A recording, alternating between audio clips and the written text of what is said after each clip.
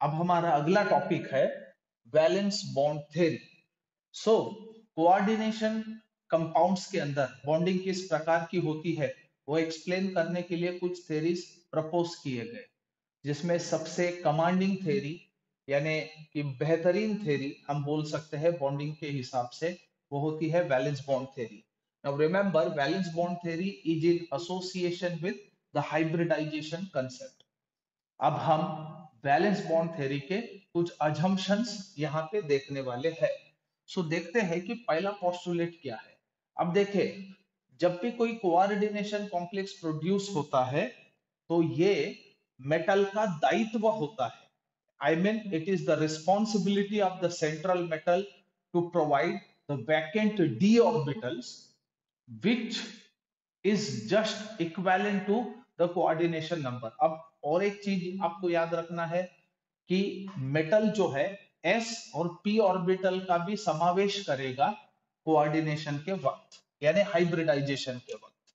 सो हम लोग सबसे पहला पोस्टुलेट ये बता सकते हैं according to valence bond theory that the metal, I mean central metal, provides provides vacant orbitals, vacant orbitals which are equal in number to the coordination number, to the coordination number of central metal।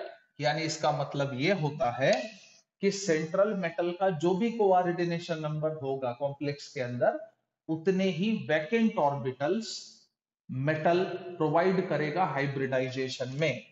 अब hybridisation के वक्त yes orbital, P orbital और vacant D orbitals, यानी सबके सब vacant orbitals participate कर सकेंगे, याद रखना।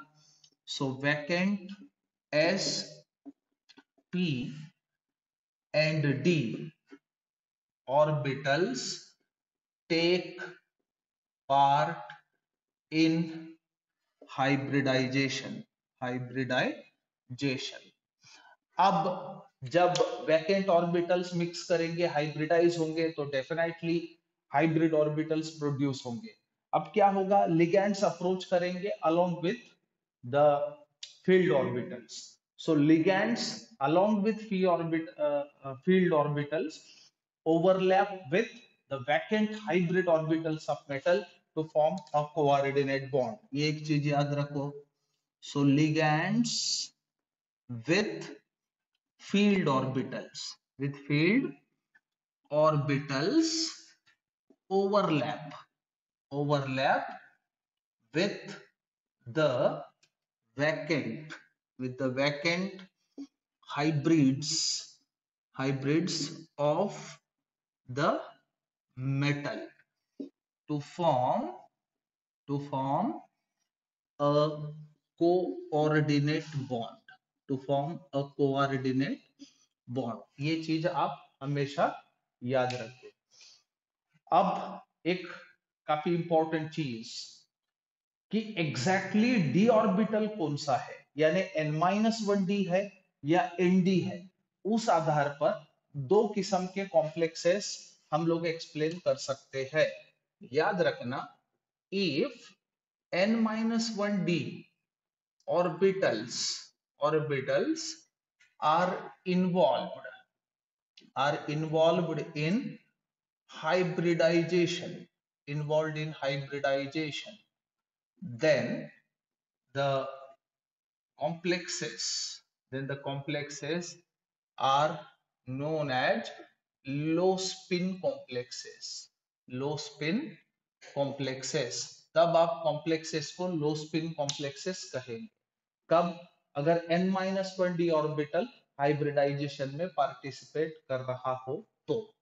लेकिन अगर nd orbital, if nd orbitals are participating, participating in hybridization, then the complexes, then the complexes are known as high spin complexes, उनको आप हाई स्पिन कॉम्प्लेक्सेस कहोगे।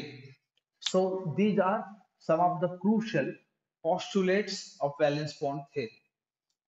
इन कुछ postulates पे BBT निर्भर करता है और उस भरोसे हम लोग कॉम्प्लेक्सेस का फॉर्मेशन एक्सप्लेन कर सकते हैं।